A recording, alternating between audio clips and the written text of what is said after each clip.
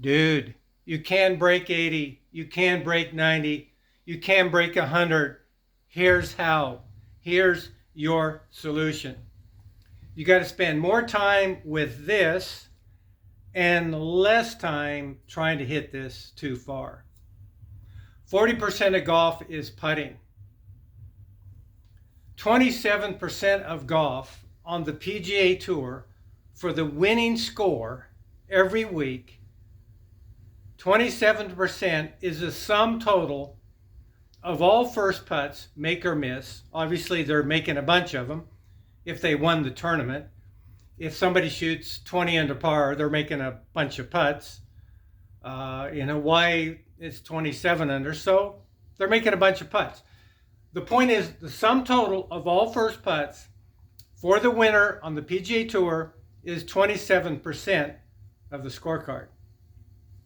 Now, in golf, you're going to use this 14 times because you have 4 par 3s. And actually, you're going to use it only 12 times because on each side or on one side, there's at least 1 or 2 holes where you don't need a driver. There's a bunker, a curve in the fairway, a pond, a creek where you can't go over, you have to go short of. So you're not using this on some holes. At least 6 on every golf course. 18 times versus 12 times. Do the math. Folks, you've got to get skilled putting 30 footers. The average length of the first putt on the PGA Tour, the best players in the world, the average length of the first putt is 30 feet. That number will never change. It will never get shorter. That is a fixed number. The sink percentage of 30 footers on the PGA Tour is 6%. That'll never change. So you shouldn't expect to make a 30 footer. If you're a 90 shooter, if you do, great, that's a bonus. But on tour, they're only making 6% of 30-foot putts. So folks, this is the only way you turn a scorecard into a scorecard and a driver into a score is putting and chipping. Essentially, all golf shots 100 yards or less. Really, the bullseye of the bullseye is 50 yards or less. So if you're shooting in the 90s and the 100s, you are no good at this and no good at that because you're spending all your time wanting to hit this club too far. It's not your fault. It's just the way the industry has presented the game. Tee shot, tee shot, tee shot. Ask any tour player. They will tell you they excelled at the short game skills. Tiger Woods, quote, he said, I spend 80% of my time on the short game and 80% of that 80% with a wedge in his hand. So if you're going to follow the Tiger Woods program, that's what you should do.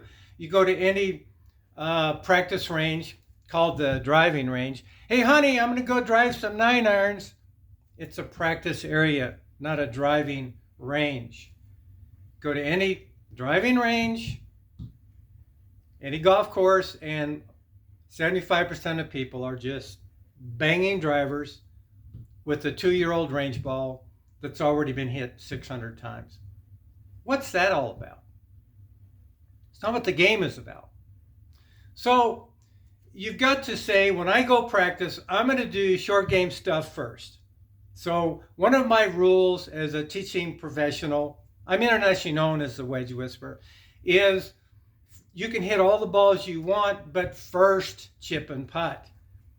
For every half hour you spend hitting golf balls, you should spend 4 half hours on the short game.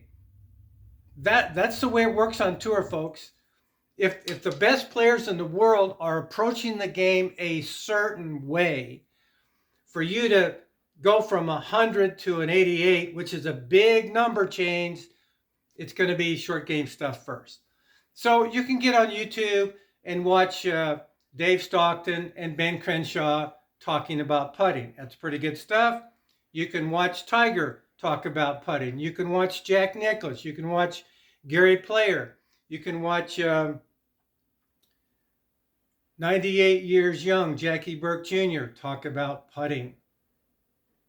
When you listen to any tour player, former tour player, retired tour player, talk about the short game, you should be listening, have your journal out, and take some notes and give that a test drive. If you're just going to watch the entertainment by Rick Shields and Matt Fry and the cast of characters out there that have tens of thousands of views, you're going to get what you're going to get. Not throwing those folks under the bus, but frankly, whether it's golf, investing, building a home, anything else in life, you should probably listen to the 1%. I call that the trophy case. The trophy case has experience. I know this is a shock for some of you folks out there, but Top Gun schools are taught by Top Gun pilots. Pilots that have had the dogfight in the air.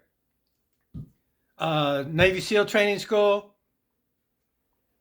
it's taught by Navy SEALs.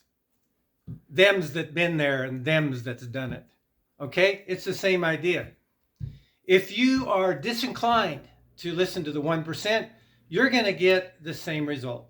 If you're going to spend most of your time wanting to hit a 300-yard drive with a 2-year-old range ball, this is going to get cobwebs.